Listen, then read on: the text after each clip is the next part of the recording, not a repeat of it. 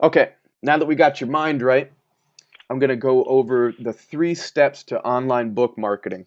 Now, why I broke it down into 3 steps, and maybe there's four, five, six, who knows. But for me, when I started out, I was collecting all this information and Googling and listening to every quote unquote expert. And it just became so overwhelming that I think I did 70 things and did none of them well.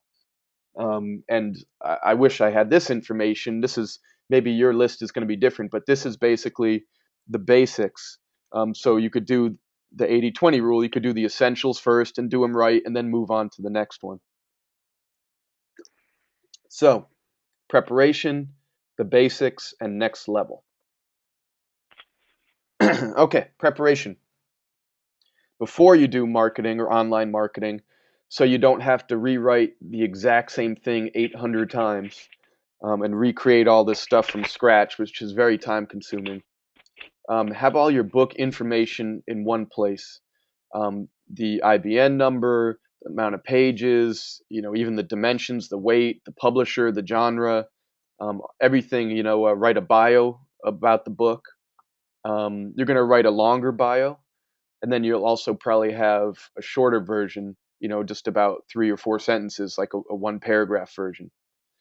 You're also going to have an author bio that's going to be maybe 3 paragraphs about you, and have definitely photos like an author photo, your book cover photo, any important images from the book. Have those all in one folder on your desktop or one spreadsheet. Um, what I do is I like making Excel spreadsheets, and so for every one of my social media usernames, passwords, links, websites, blogs, all this information. I just put everything in one place so it's nice and cataloged on one sheet, and I could always find it or clip and paste it as I'm doing this book marketing. Okay, now that you have that, the fundamentals, and you're ready to go, the basics I would say are you want a Facebook author page, and I'll tell you what Facebook is good for. Facebook is good for people people you went to high school with, people you go to the gym with, your family, your coworkers, and maybe one or even 2 levels beyond that. That's what Facebook's good for. So you're gonna have a Facebook author page. Um, Now I say author page and not book page because if you're only gonna write one book and that's it, then have a book page. But if you're trying to brand yourself as an author and set up, write reoccurring books, you probably don't want to start brand new with a new book page every time. So just brand yourself as the author. Twitter account, definitely important. I'll go over Twitter a little bit more later. Why it's so important. Um, you're going to have an Amazon.com author and book profile, and Amazon.com, of course, is where most books get sold online. So you want to definitely have all your info in there. I really recommend a blog. I strongly believe in blogging. And you're going to have an elevator commercial, which I'll go over a little bit later. So those are the basics. Now, next level, once you have the basics tackled, uh, you I'm a big believer in digital imaging, in touching as many senses as possible with online marketing, and photos, videos are such a good way to engage people. So shoot a couple videos and post them to YouTube. Have a YouTube account. I'll go over the videos later. Build your website, and strongly recommend having your blog attached. Um, there's Goodreads and BarnesandNoble.com, these other sites beyond Amazon. So have your profile pages on there. And maybe you want to set up Hootsuite or Social Sprout. Those are a couple things where you could actually pre-schedule these messages to go out. So if you want to schedule, Facebook and Twitter messages to go out certain amount of times a day and certain messages, you don't actually have to be in front of the computer every time. It's very efficient. And then next level too, depending on your demographic, don't waste your time if your demographic doesn't hang out at these sites. But LinkedIn, Instagram, and Pinterest are really good for certain demographics. And next level too, you might want to write your press release.